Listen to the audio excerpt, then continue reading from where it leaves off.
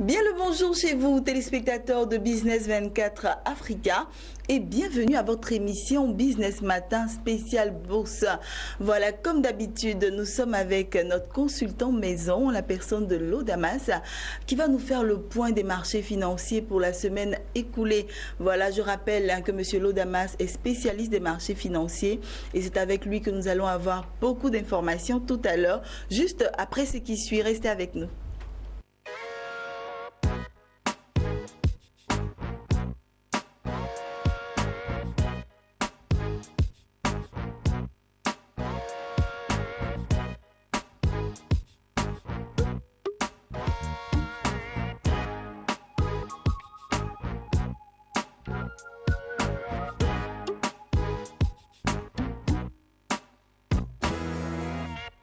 Voilà, nous sommes de retour sur le plateau. Monsieur l'Audamas, je vous le disais tout à l'heure, est avec nous. Bonjour, Monsieur l'Audamas. Bonjour, Marie-Josée. Merci d'être en notre compagnie. Merci. C'est un plaisir à chaque fois de vous avoir sur ce plateau. Le plaisir est partagé. Voilà, on va commencer tout de suite avec les indices principaux. D'accord.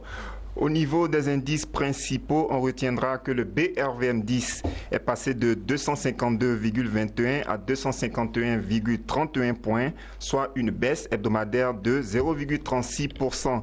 Le BRVM Composite est passé de 282,16 à 281,76 points, soit une chute hebdomadaire de 0,14%. D'accord, qu'est-ce qu'on doit retenir concernant les indices sectoriels?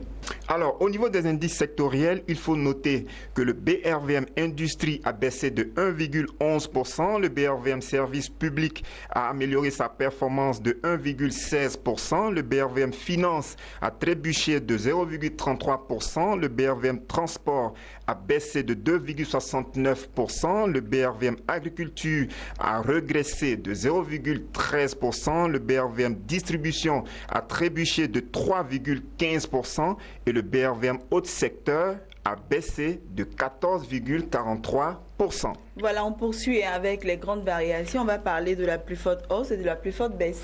D'accord, donc la plus forte hausse a été notée sur la valeur BOA Mali qui a progressé de 15,56% pour terminer à 57 780 francs CFA. La valeur SMB Côte d'Ivoire a évolué de 10,52% pour afficher une cotation de 23 540 francs CFA. Et le titre Air Liquide Côte d'Ivoire a augmenté sa valeur de 9,95% pour terminer à 11 000 francs CFA. D'accord. On poursuit avec les trois plus fortes baisses de la semaine.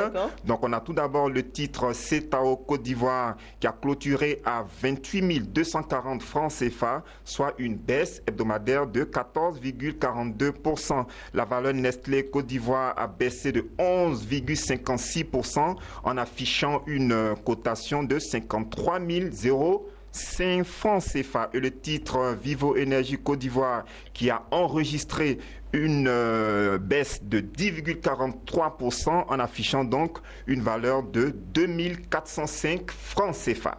Voilà, on attaque à présent les valeurs à surveiller cette semaine.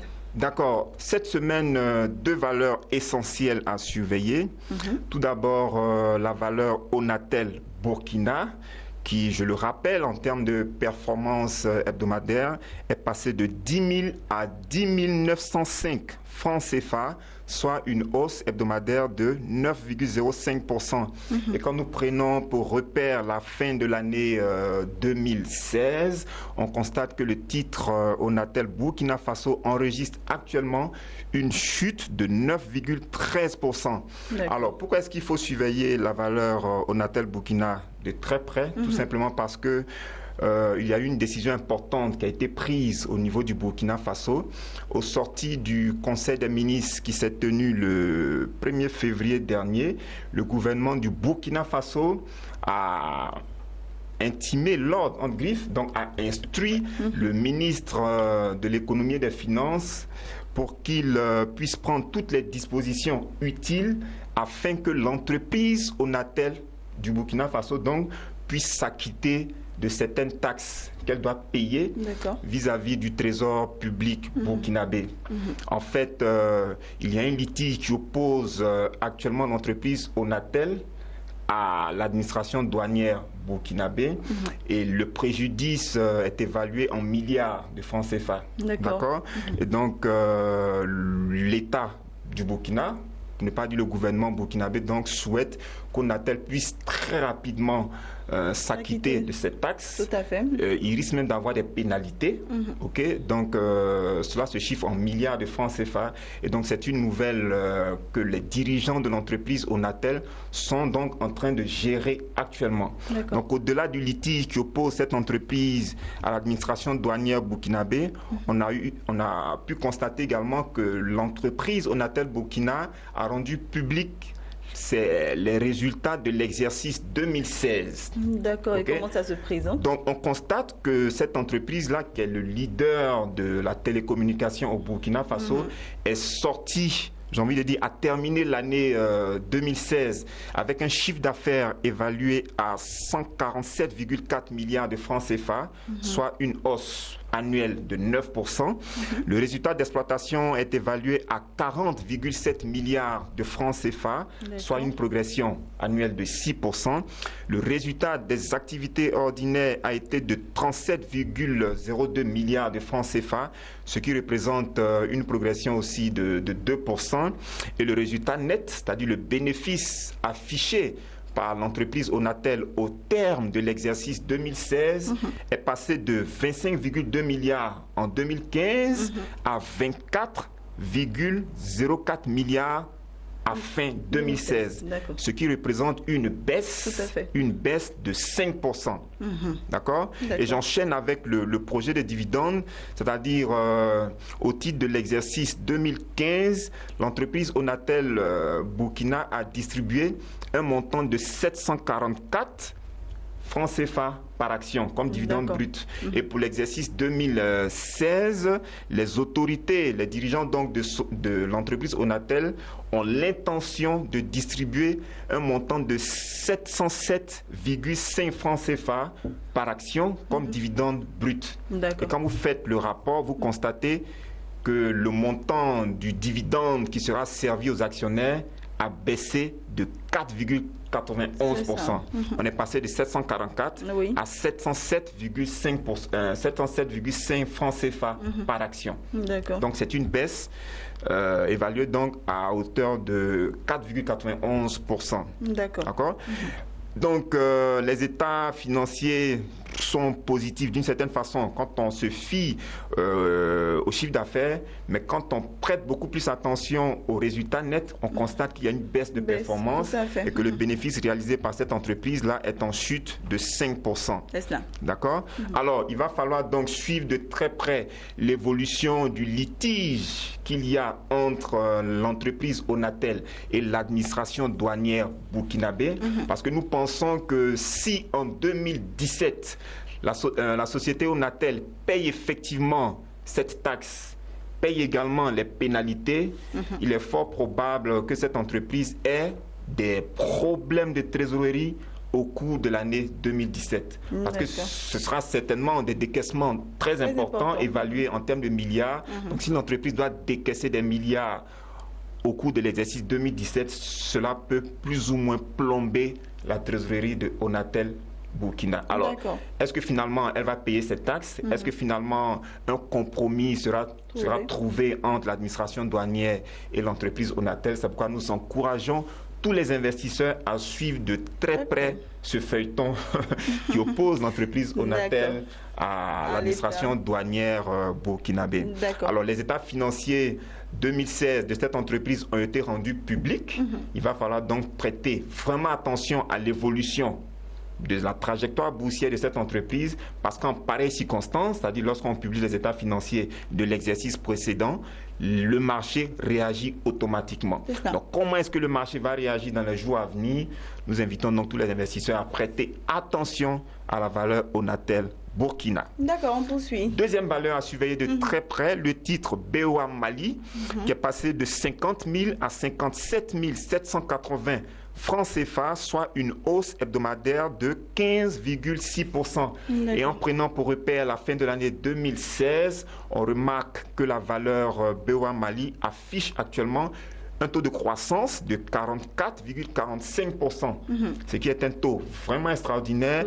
Donc actuellement, le titre BOA Mali se présente comme le titre le plus rentable en termes de plus-value au niveau du marché des actions de la BRVM. D'accord. Alors, en termes d'état financier, on attend toujours les états financiers de clôture de l'exercice 2016, mais on a déjà, enfin, cette entreprise a déjà rendu public les états financiers du premier semestre 2016, et donc à ce titre-là, on constate que le produit net bancaire est en progression de 6,8% et le résultat net à fin juin 2016 est également en progression de 22,8%.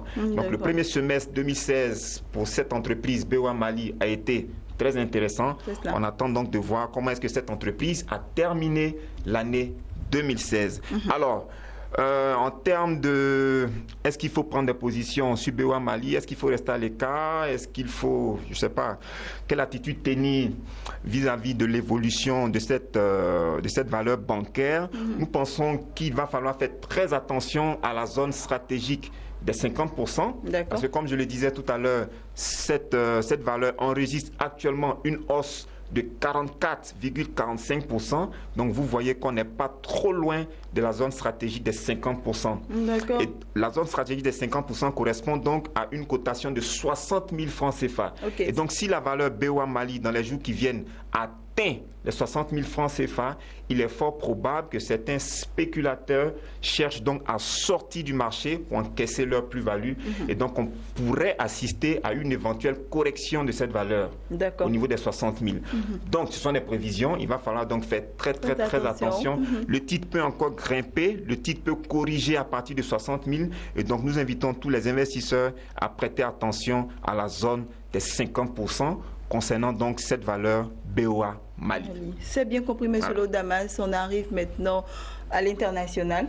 Ok, donc sur le marché international, l'or a clôturé la semaine en affichant une cotation de 1238,38 $ l'once, soit une hausse hebdomadaire de 0,49%. Le pétrole Brent a achevé sa course en brandissant une cotation de 55,61 $ le baril, soit une baisse hebdomadaire de 2,03%.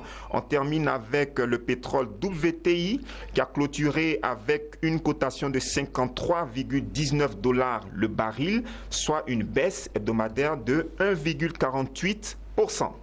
D'accord, merci M. Lodamas pour toutes ces informations, mais on ne va pas vous laisser partir comme ça. Vous savez qu'on a une rubrique conseil, et pour cette rubrique-là, je souhaiterais qu'on parle un peu aujourd'hui de la gestion sous mandat. D'accord. La gestion sous mandat, qu'est-ce que c'est exactement? Est-ce que vous pouvez nous donner quelques explications pour qu'on puisse mieux comprendre? Ok, donc la gestion sous mandat, c'est une prestation qui est délivrée par les sociétés de gestion et d'intermédiation, les SGI en abrégé. Et donc elle consiste pour l'investisseur à donner de l'argent, à confier donc ses revenus à une SGI.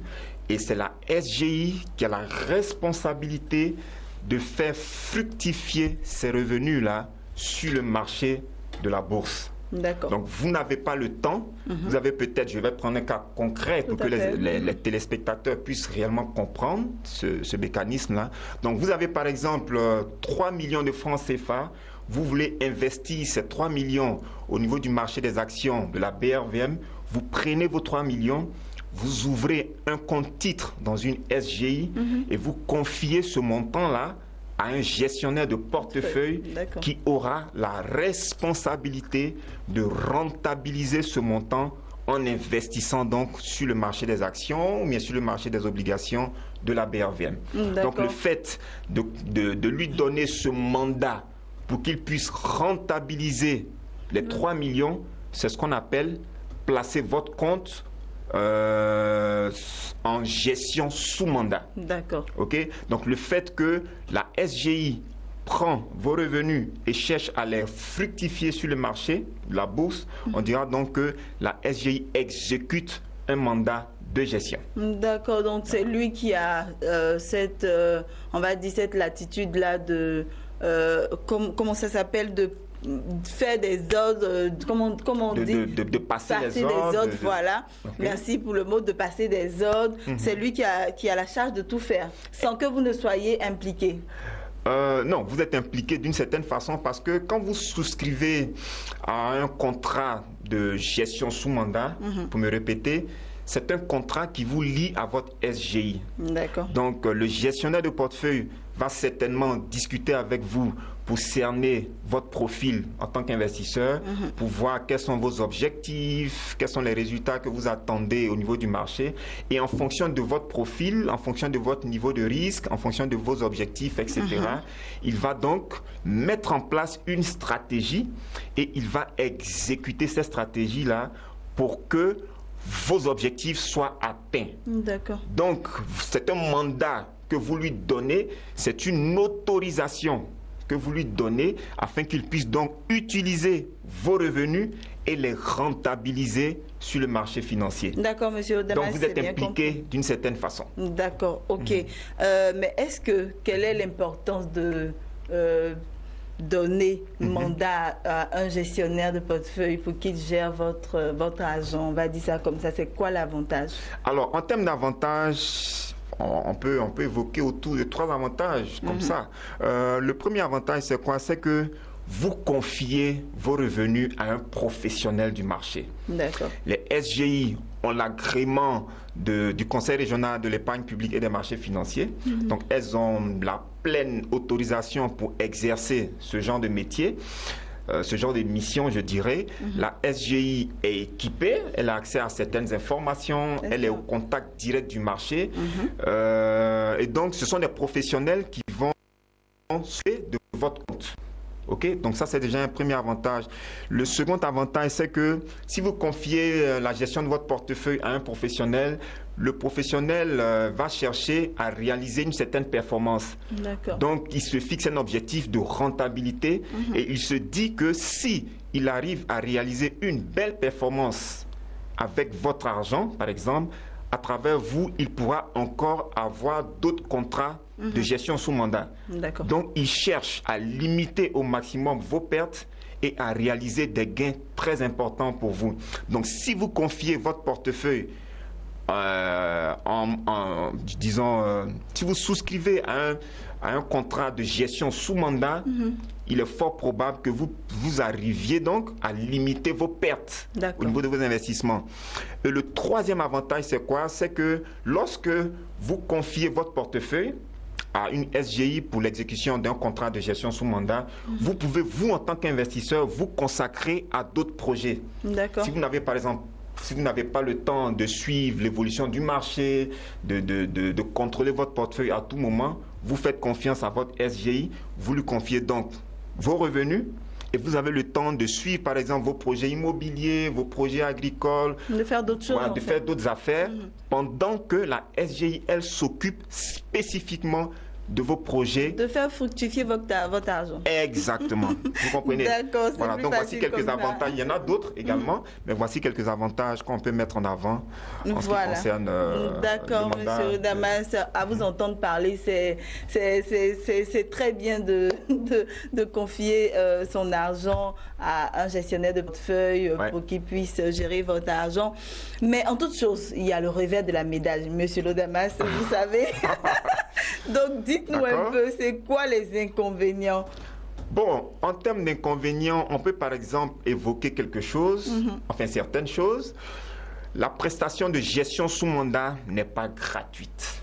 D'accord. C'est une prestation qui est facturée. Donc, si vous confiez la gestion de votre compte à un gestionnaire de portefeuille, si vous lui fixez des objectifs, etc., vous devez le rémunérer. Donc, la gestion sous mandat, elle est facturée. Elle n'est pas gratuite. Vous allez payer quelque chose. Vous allez payer quelque chose, d'accord? Non, je veux dire, en fait, si vous ouvrez un compte dans une SGI, de facto, la SGI n'a pas obligation de gérer votre portefeuille en tant que tel. Ouais. OK? Donc, elle va vous soumettre certainement, elle va vous faire une proposition de gestion sous mandat. Et si vous validez cette proposition, si vous souscrivez à cette prestation, vous allez également payer des frais liés à cette prestation. Donc, ce n'est pas un acquis, ce n'est pas gratuit, c'est une prestation qui est facturée. C'est la première chose, ça va vous coûter de l'argent. Deuxième chose, très souvent, les investisseurs qui recourent à la gestion sous mandat négligent un peu tout ce qui est connaissance du marché. Je suis investisseur, je n'ai pas le temps, je veux rentabiliser mes revenus à la bourse, je prends mon argent et je le confie à un gestionnaire de portefeuille, je souscris à une gestion sous mandat. OK? Donc, tout ce qui est culture boursière, je ne m'intéresse pas à cela, je ne cherche pas à comprendre le marché. Je me dis que déjà, il y a un professionnel qui s'occupe de mes revenus. Donc, moi, je ne cherche plus à comprendre comment est-ce que la bourse marche, comment gagner de l'argent, quels sont les risques, etc. etc. Donc, là aussi, il y a problème. Cela va faire que vous allez dépendre fortement de votre gestionnaire de compte, enfin de votre gestionnaire de portefeuille.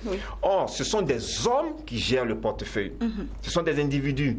Donc, le gestionnaire de portefeuille peut faire une mauvaise appréciation du marché, peut se tromper en termes de prise de position. OK? Il peut donc faire baisser votre portefeuille involontairement. Donc, si vous n'avez aucune connaissance du marché, votre gestionnaire de portefeuille peut se tromper. Et vous allez totalement rester indifférent parce que vous ne maîtrisez pas, vous ne comprenez pas les mécanismes du marché. C'est cela. Vous comprenez? Donc, si vous êtes trop accro à la gestion sous mandat, vous risquez de négliger tout ce qui est connaissance du marché et vous allez dépendre à 100% de votre gestionnaire de portefeuille, ce qui nous semble une grosse faiblesse en tant qu'investisseur. D'accord. Mais monsieur le Damas, on peut souscrire à la gestion sous mandat, mais au moins avoir une certaine culture boursière. C'est ce que nous encourageons en fait. Mais très souvent, par expérience, très souvent, ceux qui souscrivent à la gestion sous mandat négligent cet aspect des choses. Et ce sont ceux qui n'ont pas, parce que ces personnes se disent, bon, la bourse c'est trop compliqué, ces personnes ont un certain blocage psychologique. Donc, elles préfèrent ne pas se fatiguer avec tout ce qui est investissement en bourse. Elles confient donc leurs revenus à un spécialiste et elles lui disent « Fais fructifier mon portefeuille, moi je n'attends que les gains. On m'a dit qu'en bourse, on gagne assez d'argent, fais-moi gagner cet argent. » Mais l'investisseur ne cherche plus à comprendre la bourse, comment est-ce que ça marche, comment est-ce qu'on investit, comment est-ce qu'on gagne de l'argent, comment est-ce qu'on gère son portefeuille, quelles sont les opportunités, quels sont les risques du marché. L'investisseur ne se soucie plus de ces questions parce qu'il se dit qu'il y a un spécialiste qui s'occupe de ses revenus en bourse. Et cela se présente à notre sens comme une grosse faiblesse. Et c'est pourquoi justement nous encourageons tous ceux qui souscrivent à la gestion sous mandat à ne pas négliger la connaissance du marché. C'est très important. D'accord, il faut toujours s'informer, il faut toujours regarder Business 24 Africa, il faut toujours suivre l'émission Business Matin spécial bourse avec Monsieur Lodamas qui va vous donner beaucoup d'informations. Voilà, Monsieur Lodamas, on va terminer. D'accord. Mais avant de partir, un conseil pour nos téléspectateurs vu tout ce qu'on vient de dire. Un conseil relatif donc à cette thématique de la gestion sous mandat, on dira simplement que c'est une prestation qui est bien, c'est une prestation qui permet à des professionnels du marché de gérer les portefeuilles, de rentabiliser les revenus des investisseurs, donc c'est une bonne chose. Mais avant de souscrire à une prestation de gestion sous mandat, nous conseillons à tous les investisseurs de maîtriser la tarification de cette prestation. C'est très important. Quand vous allez dans une SGI et que votre SGI vous suggère, vous présente, vous vend la prestation de gestion sous mandat, cherchez à bien comprendre la tarification. OK, donc vous dites à votre gestionnaire de portefeuille de vous expliquer les mécanismes, de vous expliquer les différentes procédures, mais surtout de vous expliquer la tarification. Comment va se faire les prélèvements, comment va se faire le paiement des frais, qu'est-ce que cela va vous coûter exactement. OK, et vous faites même, j'encourage les investisseurs de faire une mise en situation. Vous dites par exemple au gestionnaire de portefeuille, moi je vais investir cette année 2 millions. Si j'investis 2 millions de francs CFA à travers votre SGI, qu'est-ce que vous allez me facturer exactement en termes de gestion sous mandat? Qu'est-ce que cela va me coûter? Donc, identifiez clairement les frais qui seront liés à la prestation de gestion sous mandat avant de souscrire à un contrat de gestion sous mandat. C'est très, très, très important. Deuxième chose, même si vous souscrivez à une prestation de gestion sous mandat, il faut tout de même continuer à suivre le marché. Il faut continuer à comprendre le marché, il faut continuer à suivre le marché. Vous pouvez même, si vous avez les ressources nécessaires, les ressources qu'il faut, donc si vous avez par exemple 1 million, vous pouvez confier 1 million. Si vous avez par exemple 2 millions, je vais prendre un cas vraiment simple, si vous avez 2 millions de francs CFA, vous pouvez confier 1 million à votre SGI en termes de gestion sous mandat et vous pouvez vous-même ouvrir un autre compte titre que vous allez gérer vous-même. Cela va vous permettre de comparer votre performance à celle de votre gestionnaire de portefeuille qui gère donc ce portefeuille-là en appliquant donc un mandat de gestion.